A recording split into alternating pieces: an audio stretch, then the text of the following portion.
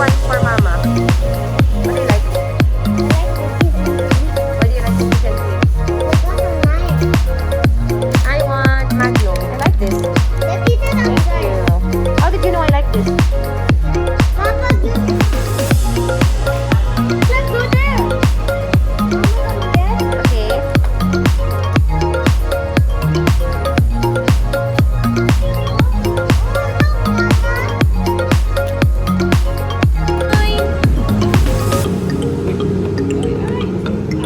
Ayaw niyang magano. This is our definition of a nightlife. Went for these, dressed up in these.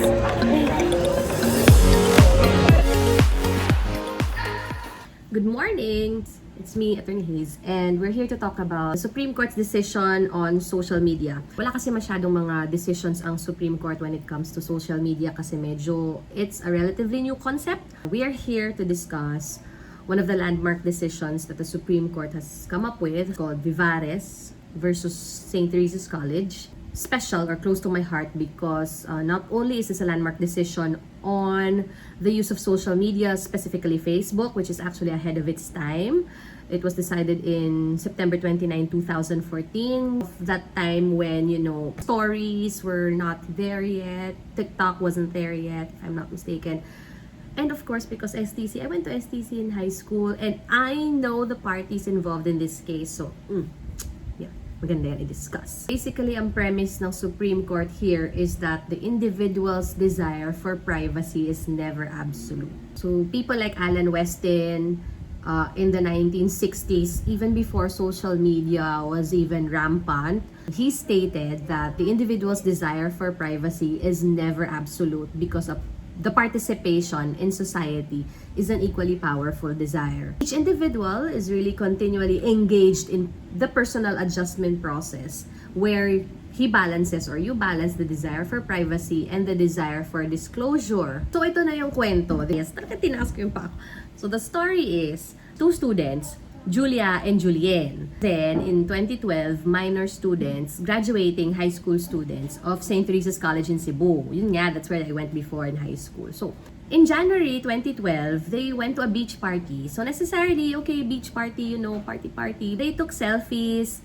They took selfies of themselves and photos of themselves in their underwear. Apart from that, they also took photos and selfies of themselves smoking, umiinom, drinking, and all that stuff. A friend uploaded all of these photos on Facebook. Back to school, and Miss Escudero, can I just say, I love Miss Escudero. I know, this has nothing to do with this case, but I personally know Miss Escudero and I absolutely love her. She was also my computer teacher back in high school. Huwag nyo na tanongin kung kailan. Basta noon din, nung unang panahon, naging teacher ko rin yan sila. Back to the case. So, Miss Escudero, she learned about the pictures from her students. So, basically, the students logged in using the computers of the high school department in STC. They logged into their personal Facebook accounts. They saw the photos of Julia and Julien in their underwear and also of them smoking and drinking. So, naturally, Ms. Escudero reported the matter for proper action in STC. So, STC, of course, naturally would conduct their own investigations. They would conduct hearings and discussions between the students, the parents, the principal, and the school directress. Make the long story short, the decision was to bar the students from joining the graduation exercises. Yung commencement, yung pag-marcha-marcha, yung ganun. Again, it doesn't mean naman na hindi sila nakagraduate. Graduate naman sila, pero hindi na sila pwedeng makarampa-rampa and all. Actually, the parents were medyo, nagalit, ganyan. Filed the injunction case. And other petitions that ultimately led to this case in the Supreme Court. The argument of the parents is that the photos were set to private. The profiles were set to private and friends-only settings, and that it should be respected by the school. They're alleging that the school committed violations of privacy. There was intrusion of privacy on the students by the school or committed by the school. So the Supreme Court decided this way. They discussed the matter of right to informational privacy. Basically, this is the right of individuals to control information about themselves. And the Supreme Court discussed ano ba yung extent ng right of privacy protected in social media, and in this case, particularly Facebook. The Supreme Court said that STC did not violate Julia and Julian's right to privacy. How did they come up with that decision? So, evidence were presented both from the school and from the students did not even establish that the photos were viewable only to Julia and Julian, to the exclusion of other viewers. So, STC naman, on the other hand, produced evidence showing that the photos or some photos were actually set on public and most of them were viewable by friends. The Supreme Court said you lose any semblance of privacy if you post it that way.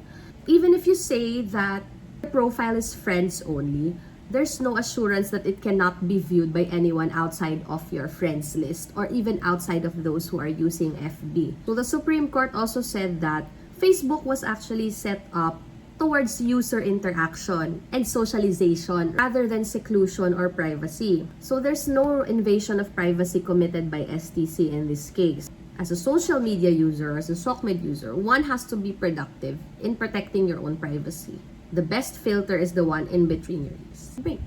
STC cannot be faulted for being steadfast in its duty of teaching students in, monitoring, especially these are minors, monitoring social media use. The Supreme Court said that you should self-regulate and be aware that by entering or uploading any kind of information online, we're making it automatically and permanently available online. Equity serves the vigilant. Basically, the lesson here is if you really, really intend that your information just be absolutely private, you should really tinker the settings. Make sure that you alone are the only person who sees whatever it is that you posted. Or don't post it at all. Ultimately, there's no invasion of privacy committed by the school in this case. So really, the lesson here is self-regulate your posts on social media. Na kahit na alam mo na naka-private or friends-only profile mo, you really have to think before you post or think before you click. Ano bang impact ng ipopost ko sa mga tao, sa mga friends ko, sa mga makakabasa, sa mga makakakita. Also remember na since in-enroll mo or nag-enroll ka sa school na yon, you are bound to follow the rules and regulations of that school. Otherwise, kung hindi mo kayang ipatupad yon or hindi mo kaya sa sarili mo na mag-follow sa mga rules ng school na in-enrollan mo, wag ka na lang mag-aral doon. O choose ka ng ibang school na medyo mas maluwag yung policies on social media use, di ba? Yung mga things na yun, kailangan mo ring isipin or i-put into consideration. Also, when you enroll in a school, it's like entering into a contract na you are bound, as you are enrolled, you are bound, like in a contract, to follow the terms and conditions of that contract. And in the same way, when you are enrolled into a school, you are bound to follow the school rules and regulations. Otherwise, then, like in any contract, you're really free to leave. So that's it. Thank you for joining me in another chikahan session with me, Atty.H, in the discussion of the case of Vivares versus STC. Click, like, share. So don't forget to like and subscribe this channel, especially since we'll be discussing so many other, legal stuff. The purpose of this channel is really to share information and share knowledge to a broader network. So thank you so much and have a nice weekend. Bye!